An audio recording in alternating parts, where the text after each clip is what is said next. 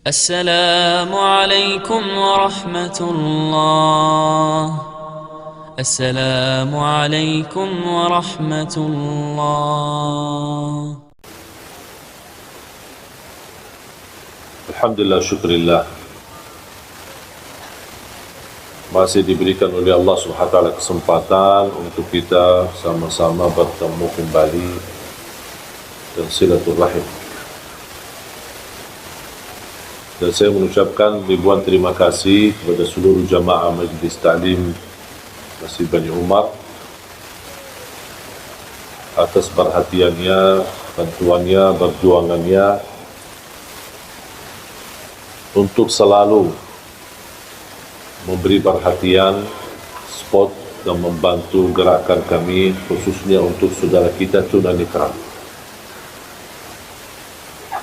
Dan alhamdulillah, berita gembira, sudah kami memberangkatkan jemaah umrah sudah angkatan yang kedua dari saudara kita tunanetra. Alhamdulillah, kemarin baru mereka pulang dari Tanah Suci, hampir kurang lebih 25 orang. Dan subhanallah, walaupun saya tidak berkesempatan berangkat bersama mereka, tapi teman-teman dan tim dari yayasan temani mereka dan kawal, dan mereka mencerita begitu indahnya perasaan mereka sepanjang perjalanan ke Tanah Suci. Bayangkan 25 orang, tapi antri panjang, menarik perhatian.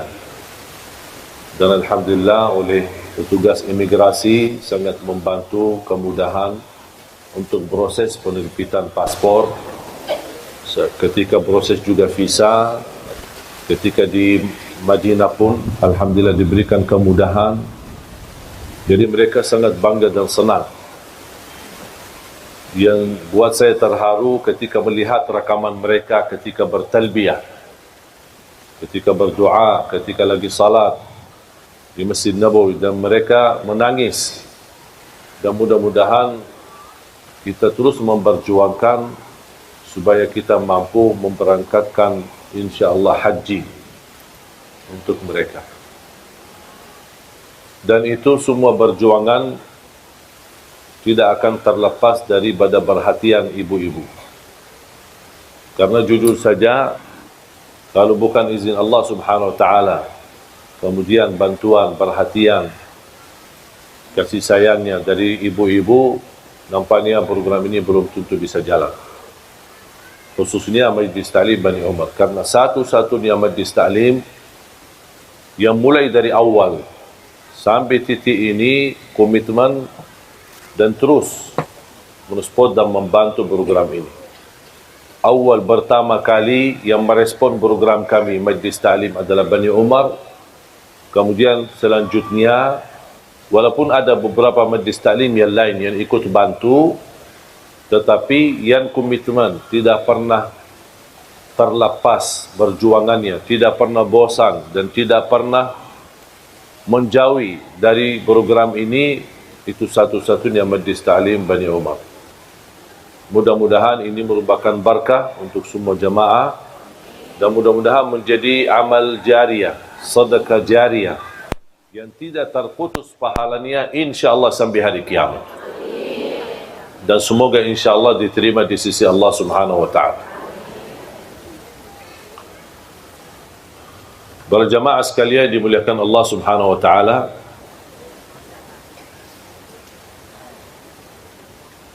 saya membaca satu kisah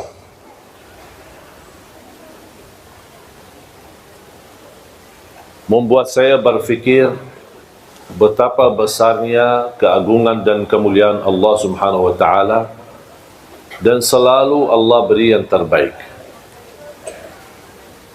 Cuman sayang sekali kita belum bisa tahu kebaikan tersebut kecuali sesudah kejadian ujian, bala, musibah cukup lama.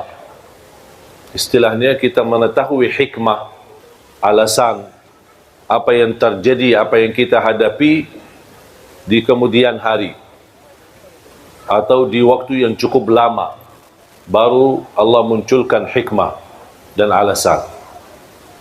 Kisah yang saya baca mengambil banyak hikmah dan pelajaran, membuat saya sadar dan semakin belajar dan meyakini apa yang datang dari Allah pasti itu baik, walaupun nampaknya di pandangan mata kita buruk, dan itu ujian. Ada beberapa pengusaha berdagang, mereka belanja barang banyak dari salah satu negeri, kemudian mereka naik kapal yang cukup besar dan juga membawa barangnya masing-masing. Di dalam perjalanan untuk kembali ke kampung mereka, terjadilah hujan besar, gelombang, dan dia menghadapi ujian yang amat besar di tengah laut. Mereka mengambil keputusan harus barang-barangnya ada yang harus dibuang untuk mengurangi ke beban yang terjadi di atas kapal tersebut. Salah satu pedagang memiliki barang yang terbanyak. Ternyata jatuhnya dia akan dihabiskan separuh barangnya, akan terbuang. Dibanding yang lain cuma seberapa saja. Beliau tidak terima, marah, ngamuk.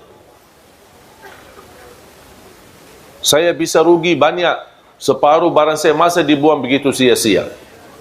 Mereka menjelaskan, daripada kita tenggelam semua, menghadapi musibah semua, mendingan barang-barang kita aja biar kita selamat.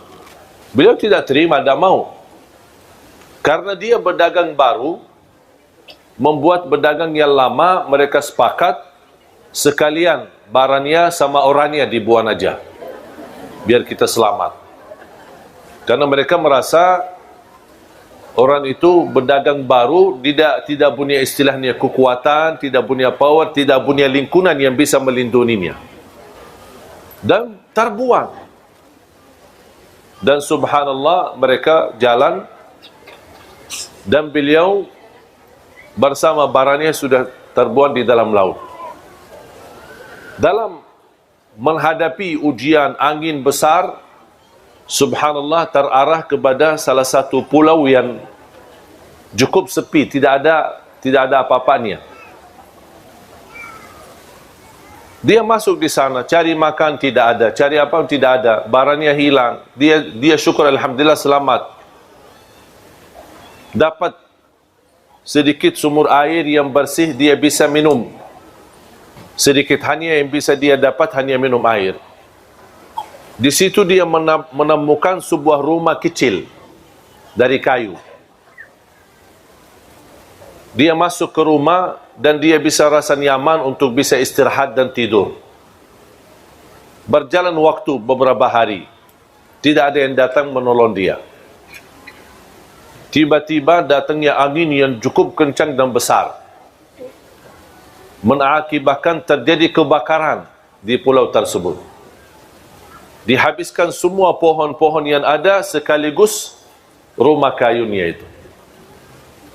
Begitu dia diselamatkan dari kebakaran dan kehilangan tempat tinggalnya yang satu-satunya yang bisa melindungi dari bahaya, langsung dia berkata, "Ya Allah, kenapa ini? Sampai rumah yang aku tempati untuk mencari nyaman dan melindungi diri, kebakaran habis."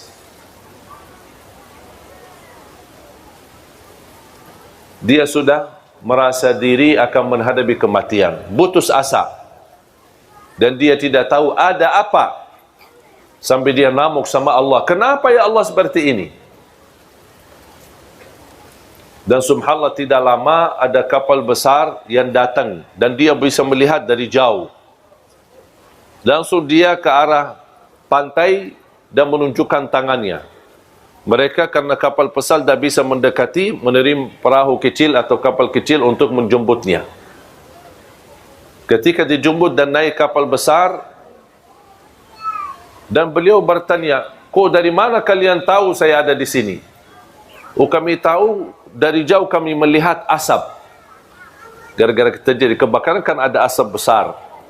Kami berfikir ini tanda, biasanya kami seorang laut, pasti biasanya itu tanda-tanda ada orang minta tolong.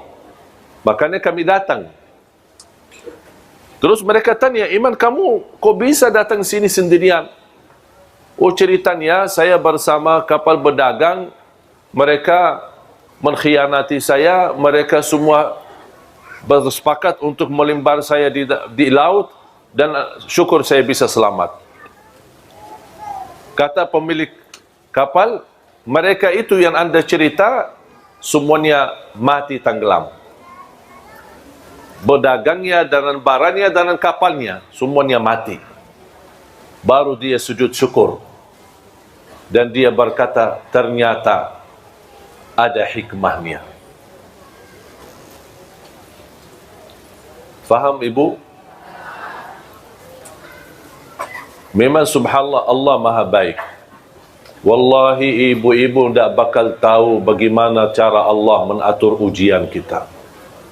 Tapi yakini, Allah tidak pernah mau susahkan kita. Kalau ibu yang begitu cinta dan sayang sama anaknya, kira-kira mau enggak dia susahin anaknya? Kata Rasulullah, Allah jauh lebih besar kasih sayangnya kepada hamba daripada ibu kepada anak. Tapi ada manusia yang belum percaya sama Allah. Ada manusia yang masih berkata, ya Allah, kenapa saya seperti ini? Ya Allah, kenapa saya cuma penderita sakit? Ya Allah, kenapa saya sudah lama menikah tapi belum bisa punya keturunan? Ya Allah, kenapa saya dijodohkan sama orang yang jahat yang menyakiti perasaan saya? Ya Allah, kenapa saya punya usaha semuanya habis dan rugi?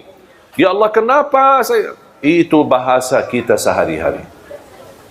Padahal kita tidak tahu dan belum meyakini Allah jauh lebih sayang sama kita daripada ibu kepada anaknya. Ibu pun ketika lagi marah sama anaknya dan dia cupit, bukan karena dia benci sama anaknya, bukan dia tidak suka sama anaknya, justru cupitan itu karena sayang. Anggaplah yang terjadi dari Allah itu cupitan dari Allah Subhanahu. Barangkali kita ada kesalahan, barangkali ada kekurangan ibadah, barangkali terlalu sering ketiduran salat subuh, barangkali kita lupa baca Quran, barangkali kita sambat satu kali menyakiti hati orang tua. Walaupun satu kali, ada balasannya. Ada balasannya dari Allah SWT. Kita lupa, tapi Allah tidak pernah lupa. Ahsahullahu wa nasuh. Allah menghitungkannya, tapi manusia suka lupa. Makanya jamaah sekalian, belajar takdir Allah, walaupun ada buruknya, tapi yakini di belakang keburukan ada hikmah, ada kebaikan, ada sesuatu yang kita tidak tahu. Contoh,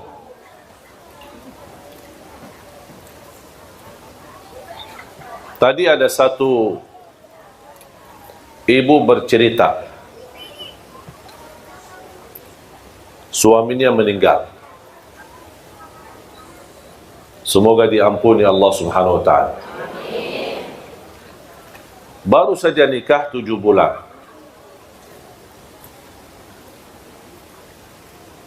Cerita yang disampaikan oleh ibu, saya menanggapi bagaimana beliau cinta sama suaminya. Sudah almarhum. Beliau berkata, seandai kata saya menikah, tapi masih merasa terbeban karena dia sayang sama suaminya. Dan dia berkeinginan bertemu suaminya di surga. Terus kalau saya dijodohkan lagi, nikah, usianya masih muda, saya khawatir gimana nanti sama suami yang pertama atau suami yang Yang kedua, ya udahlah, daripada bingung mendingan dah usah nikah katanya. Biar dijamin dapat dan bertemu suaminya di surga. Saya menjawab,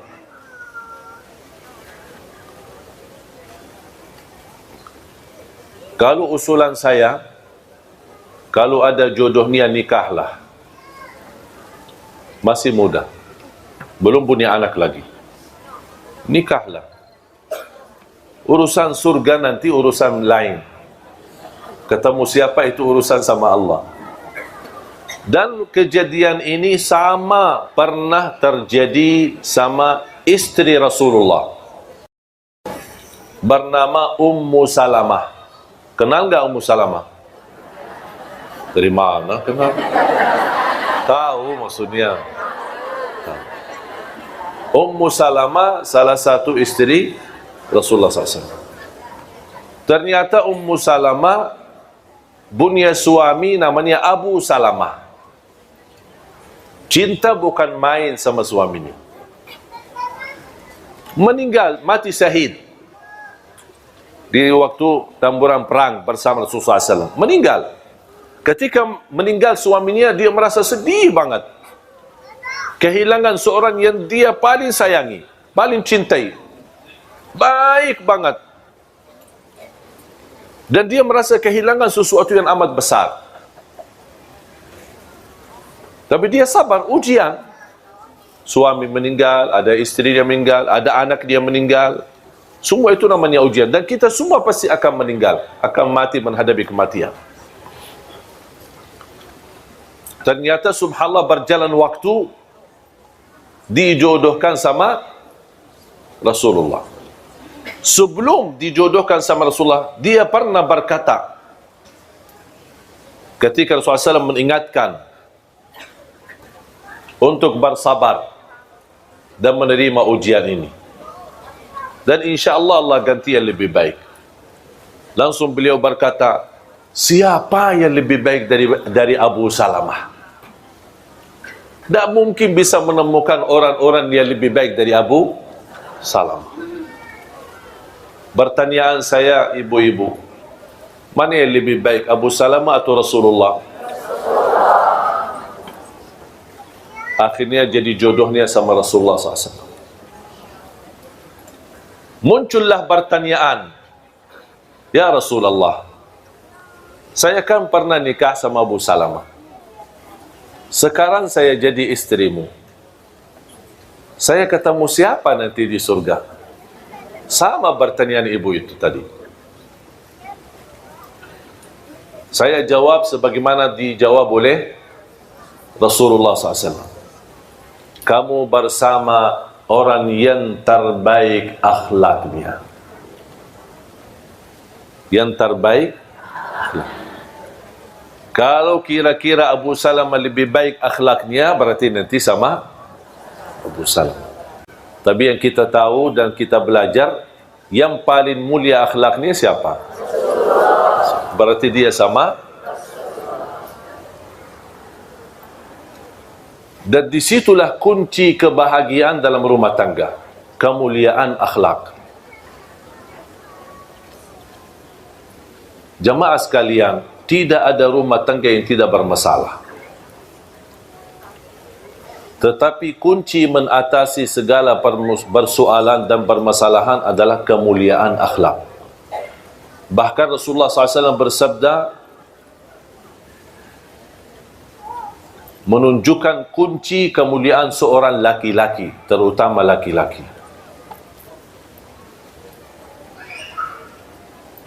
Sebagaimana kemuliaan seorang atau kemuliaan seorang laki-laki yang paling mulia akhlaknya sama istrinya. Makanya ulama berkata, kalau ingin mengetahui akhlak seorang, jangan tanya jauh-jauh, tanya istrinya.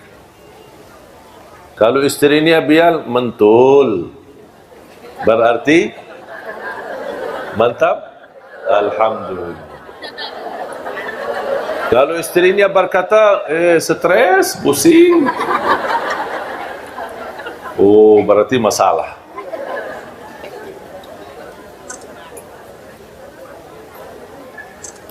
Dan subhanallah, dengan kemuliaan akhlak kita bisa memiliki segala sesuatu.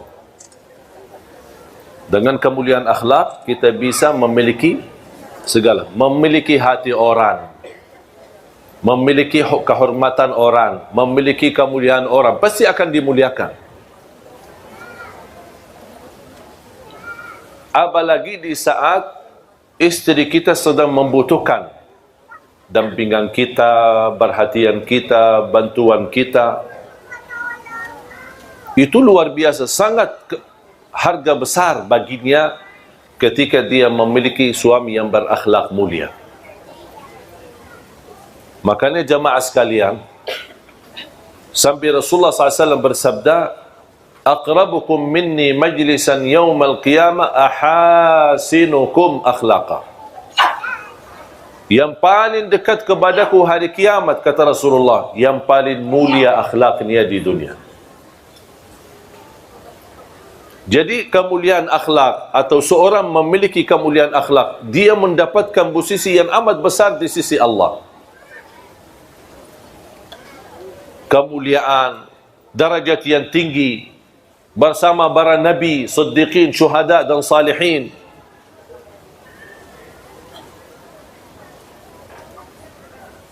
Dan salah satu akhlak yang perlu kita jaga, terutama di dalam rumah tangga, jangan terlalu fokus melihat kesalahan. Abaikan aja. Jangan terlalu memperhatikan kesalahan. Abaikan aja. Lupakan, lewatin saja. Anggap sesuatu yang berjalan dan terus berlalu. Jangan terlalu diperhatikan.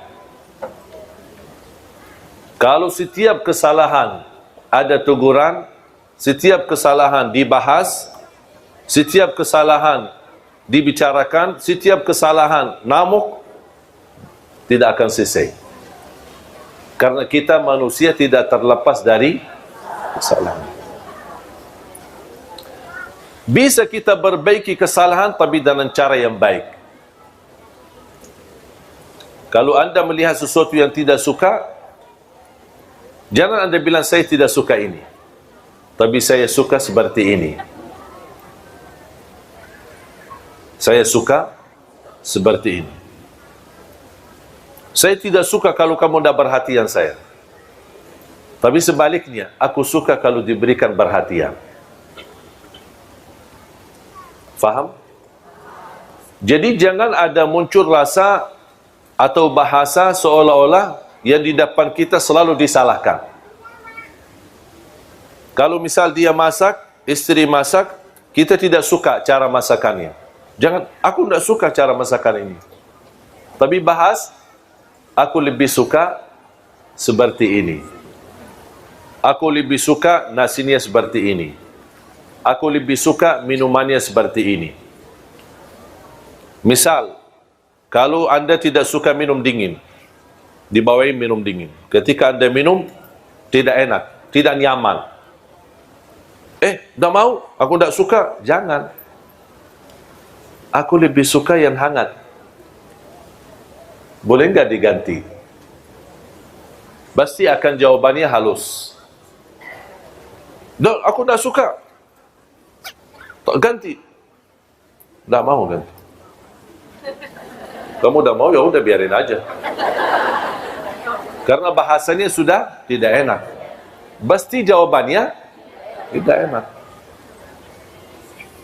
Ada satu kejadian ketika Rasulullah SAW pulang ke rumah. Ini kan sebuah kisah. Ada yang sebutkan kisah ini benar, ada yang bilang tidak benar, tapi intinya kisah, tidak ada mempengaruhi masalah ibadah.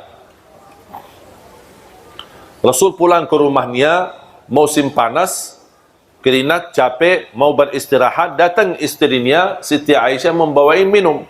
Nampaknya Siti Aisyah karena sibuk urusan-urusan dalam rumah, bersih rumah, mempersiapkan kedatangan Nabi Muhammad, saking capeknya, karena dia tidak ada pembantu di rumah, saking capeknya, daripada kasih gula di air sirupnya, dia kasih malah garam. Kemudian diserahkan kepada Rasulullah SAW. Kemudian dia lanjut urusan rumah.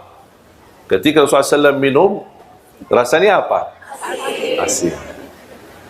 Rasulullah SAW panggil, Ya Humaira. Ini Rasulullah SAW suka panggil, tidak bagi nama, tapi panggil nama Humaira.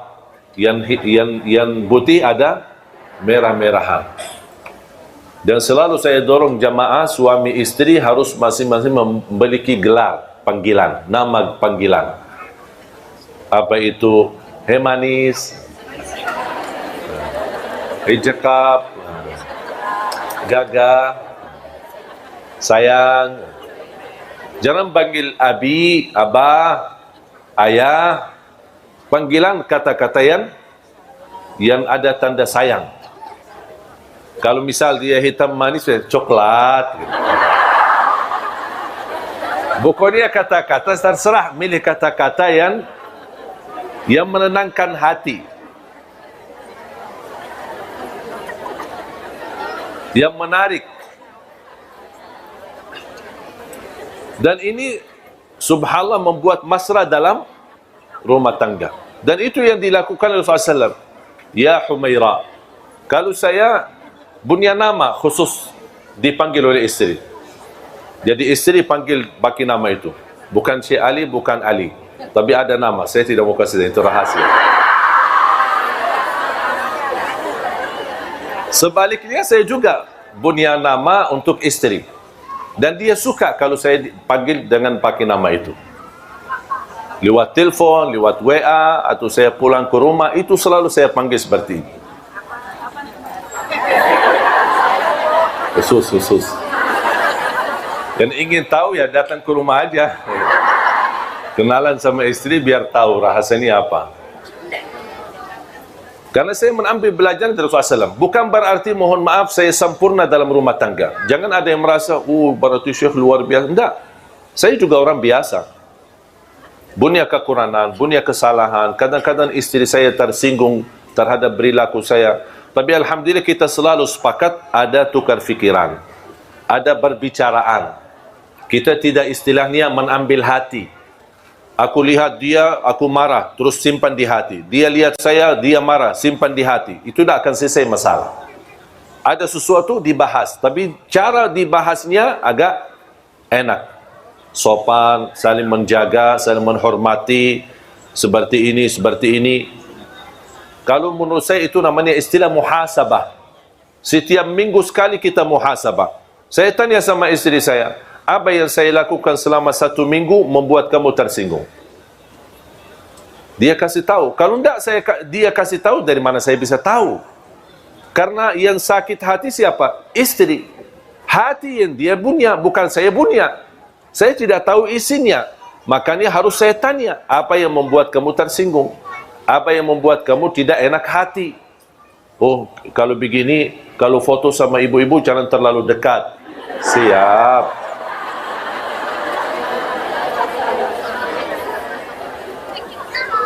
Udah, saya akhirnya turuti apa yang dia mau. Kalau bisa, jangan foto sama sekali. Saya bilang jangan, nanti ibu-ibu juga tersinggung. Saya jelaskan. Saya tidak bilang, tidak mau dan membalas dengan kasar. Enggak, saya bahas. Begini, kalau di Indonesia, kalau tidak menolak, kalau ketika diajak foto, nanti kita dianggap sombong. Tidak ada kasih sayang, tidak ada perhatian.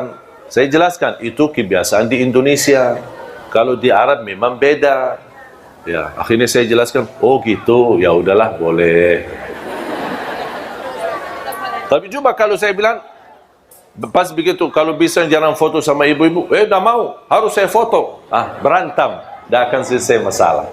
Dan dah bakal dia setuju. Tapi dia ada bicara baik-baik, halus, akhirnya alhamdulillah dapat disetujui. Tapi jangan terlalu dekat. Aku heran kadang-kadang ada ibu-ibu begini. Astagfirullahaladzim, saya kaget. Saya bilang, ibu, saya masih wudu.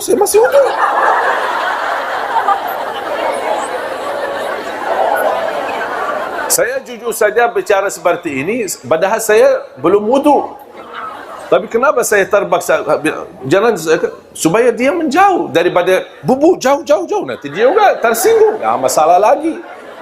Selalu berusaha memilih kata yang bisa difahami tapi tidak menyakiti hati. Maaf, saya lagi wudu. Ya. Dah, langsung dia awas sendiri. Daripada kita berantam. Ibu jangan dekat. Ibu jangan dong. Kok sih kasar ya? Karena saya belajar, selama saya berada di Indonesia, orang Indonesia tidak suka kasar. Mungkin kita orang Arab, budaya Arab agak kasar ya, termasuk bicara. Makanya kalau saya ada punya teman mau cari istri orang Indonesia, kadang-kadang calon istri tanya, gimana dia, kasar gak? Dia sudah ada gambaran orang Arab kasar, padahal tidak semua sama. Ya contoh seperti saya kan.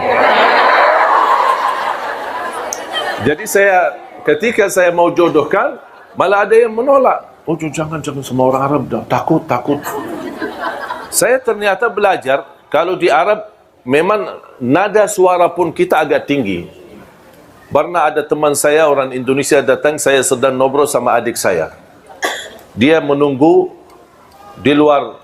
Ketika dia mendengar, dia datang, ada apa Pak? Saya bilang, tidak ada, kita lagi ngobrol. Cuma lagi suara agak tinggi, dia fikir kita lagi berantem, padahal tidak. Makanya saya mengambil kesimpulan ketika saya pernah diwawancarai, apa yang Syekh dapat di Indonesia, sesuatu yang bisa berkesan dan selalu dijaga. Saya bilang, saya belajar orang Indonesia suka yang lembut dan sopan, tidak suka yang kasar. Makanya kalau kita di Arab dulu, saya suka mengucapkan Assalamualaikum. Jadi orang, Waalaikumsalam. Takut. Begitu saya datang ke Indonesia, saya berubah lagi. Assalamualaikum. Itu orang Indonesia. Begitu, makanya saya ikut salam sama orang Indonesia. Ketika ketemu orang Indonesia, kalau ketemu orang Arab, salam. Ini kan saudara saya. Assalamualaikum. Dia sudah faham. Itu bukan marah. Tapi kalau sama orang Indonesia bisa salah faham. Salam aja kok begitu sih. Makanya saya rubah. Assalamualaikum. Apalagi pakai senyum. Walaupun kita lagi stres, dia ada apa-apa senyum. Karena orang suka melihat kita senyum. Makanya Rasulullah SAW ketika minum dan minumannya asin, apa yang tidak Rasulullah SAW? Tidak menumbahkan gelasnya, tidak melembatkan dan tidak marah-marah. Apa nih, kita datang capek-capek, kok malah dikasih air minum yang asin, aduh. Sambil minum aja tidak bisa bikin, udah mau nikah lagi. Tidak, Rasulullah SAW duduk manis. Ya Humairah. Siti Aisyah juga labbaik. Dan itu salah satu kata yang saya suka di Indonesia. Suka labbaik. Kalau anak-anak labbaik, labbaik. Itu sebenarnya kata-kata dari dulu ada di Arab. Diambil dari kata labbaik Allahumma labbaik. Kenapa? Menunjukkan saya akan segera jawab. Saya akan segera sami'na wa ata'na. Dari pada dipanggil, labbaik, labbaik. Artinya, tapi jangan labbaik dah datang. Lama suaminya panggil, sayang, labbaik. Dan panggilan labbaik belum datang juga.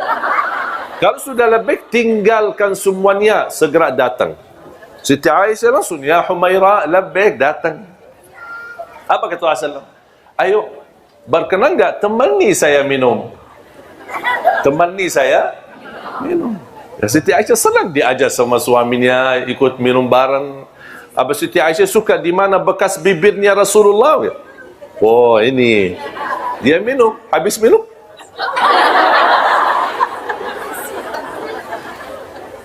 Rasul tidak bicara apa-apa, diam. Akhirnya dia sendiri minta maaf. Kira-kira kalau seperti ini terulang lagi enggak? Kayaknya tidak. Karena sudah langsung mendapatkan teguran tapi dengan cara yang halus. Coba kira-kira kalau pas kita pulang minta, ayo bawain kopi. Pas kita dikasih kopi, malah isinya garam. Apaan ini kok?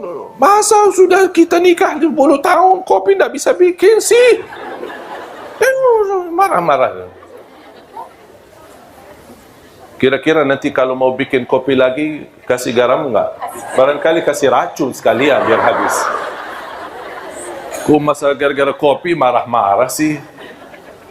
Jadi, mengatasi masalah jemaah sekalian, jangan menghadapi dengan kekerasan. Walaupun bisa selesai masalah, tapi membuat hati sakit. Milihlah kata yang halus, yang baik. Termasuk ibu-ibu menghadapi suami yang barangkali tidak nyambung dengan kita, tidak sesuai dengan keinginan kita. Jangan anda selalu membalas dengan kasar, tapi selalu beri yang terbaik dan selalu berdoa. Ya Allah, berilah hidayah. Ya Allah, berilah petunjuk. Ya Allah, jadikan beliau bertanggungjawab. Ya Allah, jadikan beliau kasih sayang. Orang yang benar-benar memberi perhatian kepada kami, kepada anak kami, dan bertanggungjawab nafkah dan urusan keluarga kami. Itu ikhtiar kita, doa. Kalau memang sudah di dalam takdirnya Allah subhanahu wa ta'ala jodohnya seperti ini, ya bakal seperti ini. Yang bisa merubah nasib dan takdir hanya doa. Makanya jangan berhenti berdoa. Habis anda berikhtiar dan ada yang merasa sudah tidak kuat, tidak bisa tahan. Itu pilihan atau solusi dalam agama, boleh minta cerai. Itu solusi, bukan sesuatu yang tidak boleh. Ada orang, kalau katanya minta cerai, tak bakal masuk surga. Kata siapa? Kalau benar-benar, sebagaimana saya jelaskan, ibu sudah sabar, sudah doa, sudah ikhtiar, sudah memimpin nasihat, tapi tetap tidak ada perubahan sama sekali, dan masih bisa sabar, saya usulkan sabarlah. Tapi kalau ada orang tidak bisa sabar, bahkan ada yang merasa lebih baik saya mati, kenapa susahkan diri? Lepas. Karena inti daripada rumah tangga hidup bahagia.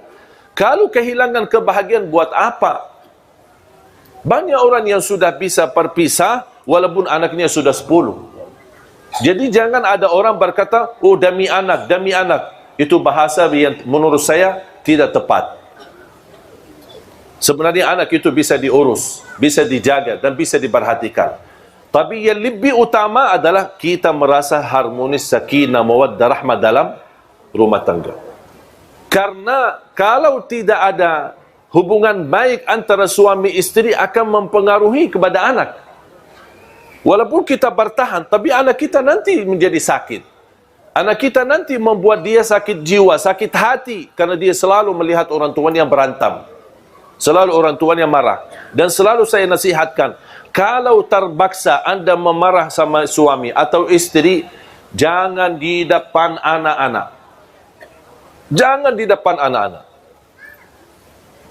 Apalagi kalau bisa ditunda amarahannya sampai malam. Biar semuanya anak tidur, masuk kamar sendiri dan bicara baik-baik. Sudah akan diselesaikan masalah. Wallahi tidak ada masalah, pasti ada jalan keluar. Tapi kita mau atau tidak jalan keluarnya. Itu persoalannya. Banyak ujian yang saya hadapi dalam rumah tangga. Tapi selalu yang membuat kami bahagia, selalu saya sepakat sama istri, selalu mencari jalan keluar. Selama ada masalah, pasti ada jalan keluar. Fa inna ma'al usri yusra, inna ma'al usri yusra. Kalau ada satu kesusahan, berarti ada dua jalan kemudahan. Itu yang saya sudah yakini saya sama istri saya. Dan alhamdulillah tidak pernah ada masalah, kami cepat bisa mengatasinya. Dan tidak berlama-lama, supaya tidak menimbulkan hal-hal yang tidak diinginkan. Apapun sikapnya, apapun prinsipnya, apapun kejadiannya. Makanya jamaah sekalian, kembalilah akhlak yang mulia, akhlak yang baik. Jaminan dapat syafaat Nabi Muhammad, jaminan darajat yang tinggi di dalam surga. Bahkan Rasulullah SAW bersabda, darajatnya orang yang mulia akhlaknya bisa tercapai lebih tinggi daripada darajatnya ahli puasa dan ahli tahajud. Ahli puasa sama, padahal kita tahu pahala puasa begitu besar, pahala tahajud begitu tinggi. Tapi jauh lebih tinggi daripada dua-duanya adalah orang yang mulia akhlaknya. Contoh, kalau ada orang suka puasa, suka tahajud, tapi tidak baik akhlaknya. Ada satu orang tidak puasa, tidak tahajud, tapi baik akhlaknya. Jauh lebih mulia di sisi Allah yang baik akhlaknya. Apalagi kalau bisa kita jaga puasa, jaga tahajud, jaga ibadah, dan juga jaga akhlak. Itu luar biasa, mantap. Luar biasa keagungan dan anugerah dari Allah Subhanahu wa taala. Makanya jemaah sekalian dimuliakan Allah Subhanahu wa taala, mari kita selalu kita niatkan. Dan apapun yang kita hadapi, anggaplah ujian. Huwallazi khalaqal mauta wal hayata liyabluwakum ayyukum ahsanu amala. Allah menuji kalian agar bisa anda tahu siapa yang terbaik amalan. Buat apa Allah uji? Supaya terlihat siapa yang terbaik, siapa yang paling sabar, siapa yang paling ikhlas, siapa yang paling ridha. Kalau tidak diuji, tidak ada bedanya sama kita. Tidak ada di antara kita berbeda-beda. Semua sama di sisi Allah. Tapi apa yang membuat kita punya kelebihan? Ujian. Ketika datangnya ujian, Allah melihat. Ada ngamuk, marah, tidak ridha, tidak ikhlas. Ada satu lagi, sabar, ikhlas, ridha. Kata Allah, ini lulus. Itu dapat keuntungan. Berarti ketika ada ujian, bukan Allah ingin menyakiti kita, tapi Allah ingin menunjukkan posisi kita di sisi Allah Subhanahu wa taala. Makanya jemaah sekalian belajar sabar dan menunggu kemudahan ketika sedang susah. Menunggu jalan keluar ketika kita menghadapi ujian. Kesabaran itu dan menunggu adalah ibadah tersendiri. Contoh, kita lagi ada masalah dan kita sudah berupaya menunggu jalan keluarnya. Ada jalan keluar, tapi belum waktunya. Masih dalam proses. Berarti kita butuh tunggu. Tunggu berapa lama? Bisa 1 bulan, bisa 2 bulan, bisa 1 tahun. Kita menunggu sampai selesai proses. Baru akan kita dapat terbuka jalan keluarnya. Anda menunggu seberapa pun lamanya, selama Anda tunggu itu terhitung sebagai ibadah. Intidharul faraji ibadah. Menunggu datangnya kemudahan dan pertolongan Allah itu ibadah sendiri. Berarti Anda dapat pahala karena tunggu, Anda dapat pahala lagi sabar, dan Anda akan syukuri ketika datangnya kemudahan dan pertolongan dari Allah Subhanahu wa taala. Jemaah sekalian yang dimuliakan Allah Subhanahu wa taala. Saya akhiri satu cerita. Mau kan cerita? Ibu-ibu senang cerita.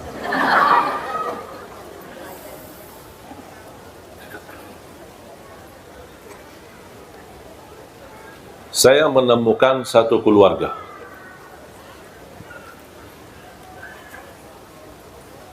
Ketika habis pulang sekolah, itu terjadi di kota Madinah, di masa saya sekolah.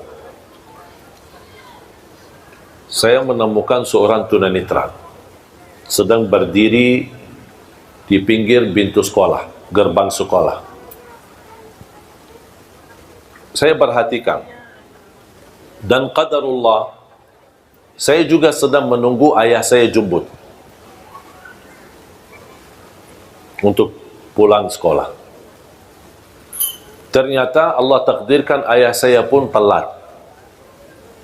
Dan tunanetra pun di samping saya juga sendirian. Menarik perhatian saya, membuat saya mendekat dan ajak bicara. Kamu tunggu siapa? Saya tunggu ayahku, kata. Ayahnya kepala sekolah di salah satu sekolah, tapi yang posisinya cukup jauh. Nampaknya ada mendadak rapat atau apa urusan, tidak bisa datang. Di waktu itu belum ada handphone, belum ada HP untuk bisa ditelepon. Menanya, di mana? Lagi di mana? Sama-sama kita tunggu. Cukup lama, hampir 1,5 jam. Siang hari, panas.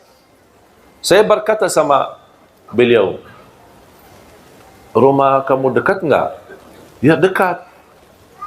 Mau enggak saya antar? Ya, boleh. seberang rumahnya. Jadi sekolah ini tinggal kita seberangi jalan, ada jalan raya, kemudian kita bisa ke rumahnya. Kata beliau, rumah saya dekat, tinggal hanya seberang jalan di belakang gedung yang di depan kita, pas di pinggir jalan rayanya.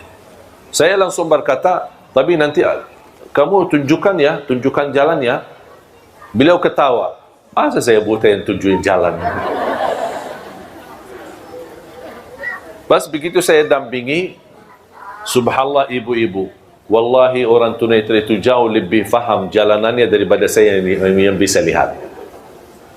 Kanan, kiri, awas ada lubang, ada ini, masuk gang, sampai ke gedung rumahnya. Ada beberapa lantai seperti apartemen. Begitu kita masuk, awas ada tangga 3, kita jalan. Ada lagi tangga 1 kecil, kita naik. Ada lift, buka pintu, bencet nomor sekian.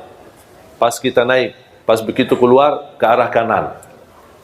Sampai di mana belnya rumah itu dia tahu, posisi di sini. Nah, begitu ibunya buka dan dia masuk di belakang pintu. Karena diharapkan pakai cadar. Dia tidak menunjukkan diri, tapi dia berbicara sama saya di belakang, dari belakang pintu. Terima kasih Allah, kami tadi kekhawatiran, anak kami telat, suami juga sibuk, tidak bisa ditelepon, karena dia mau telepon ke sekolahannya. Alhamdulillah bersyukur Anda bisa bawa anak kami di sini. Dan maksa-maksa untuk saya diajak masuk. Temani karena suaminya sedang dalam perjalanan mau pulang. Maksudnya diajak makan siang. Kalau orang Arab makan siang sampai sore. Kalau makan malam jam 12 malam. Makan subuhnya jam 10 pagi. Dan ini semua alhamdulillah berubah ketika saya sudah di Indonesia.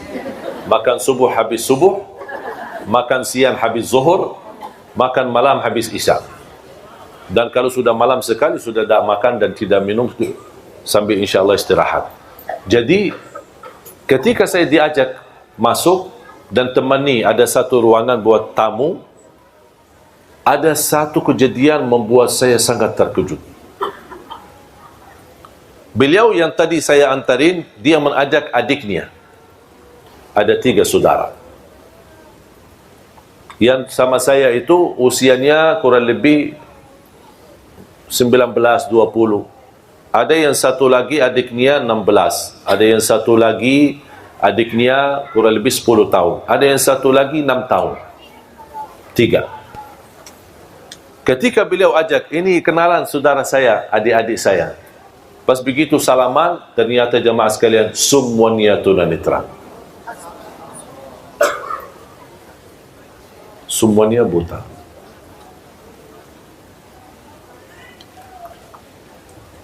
Di saat itu, jujur saja jemaah sekalian, beberapa waktu lalu, waktu kejadian ini, saya ada sedikit stres, ada masalah lah gitu. Namanya anak muda kan, maunya ini, maunya itu, tidak dapat, tidak semua serba ada. Pas begitu saya melihat mereka, saya merasa malu sama Allah. Ternyata selama ini banyak nikmat yang kita dapat.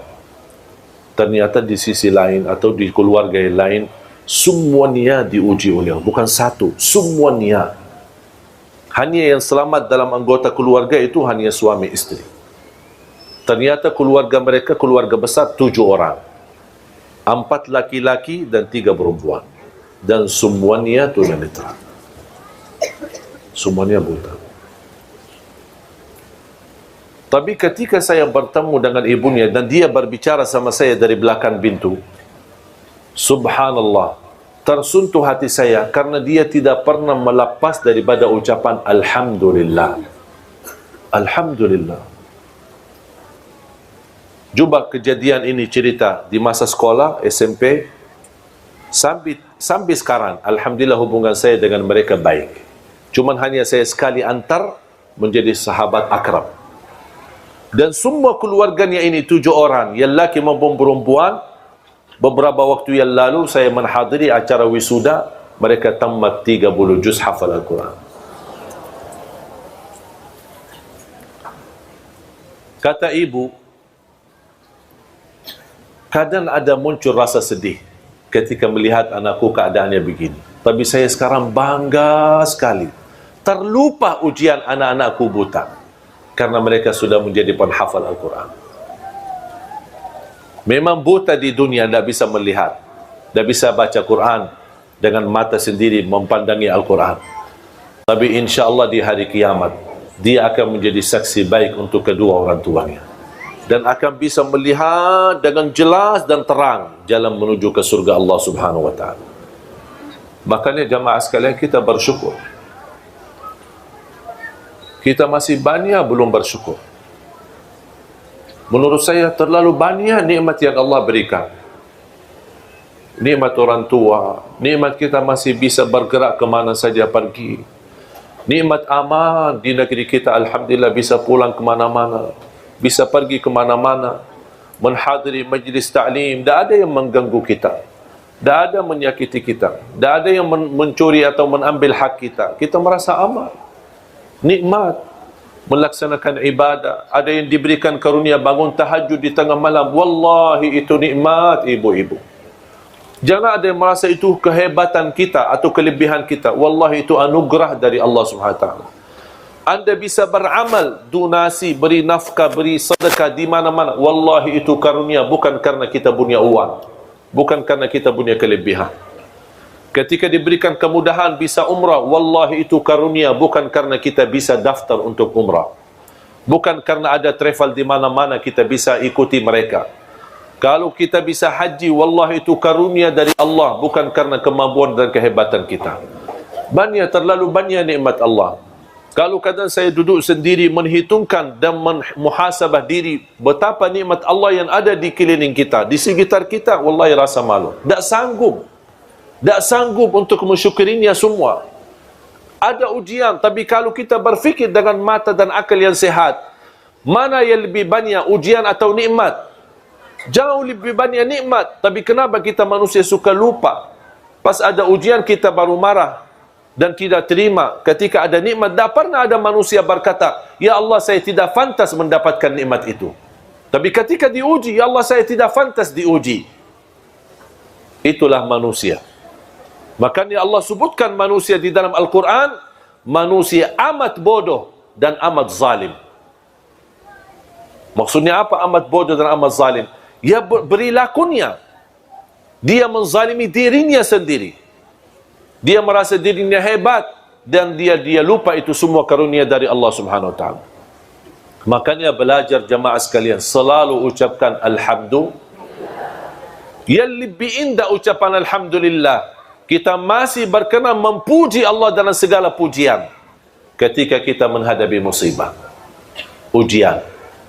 Makanya ada hadis Rasulullah SAW, ketika ada seorang diuji dengan salah satu anggota keluarga meninggal dunia, apa itu ayahnya, ibunya, istrinya, suaminya, anaknya, Allah turunkan malaikat. Unzuru ma qala abdi, malaikatku lihatlah apa ucapan hambaku ketika saya uji dengan ujian kematian. Malaikat menjawab, hambamu ya Allah berkata, hamadaka wastarja. Maksudnya apa? Hamadaka wastarja, mengucapkan alhamdulillah, inna lillah wa inna ilaihi raji'un. Kata Allah kepada malaikat, ibnu li'abdi baitan fil jannah wa sammuhu baital hamd. Bangunlah di dalam surgaku istana dan berikan nama istana itu nama Alhamdu. Ini khusus pahala dan keistimewaan yang Allah sediakan yang mampu mengucapkan Alhamdulillah ketika menghadapi musibah. Sebelum inna lillahi wa inna ilaihi raji'un, sebelum la hawla wa la quwata illa billah, Alhamdulillah, baru inna lillahi wa inna ilaihi. Ada berita yang tidak menenangkan hati, Alhamdulillah, inna lillahi wa inna ilaihi raji'un. Jangan berbicara macam-macam.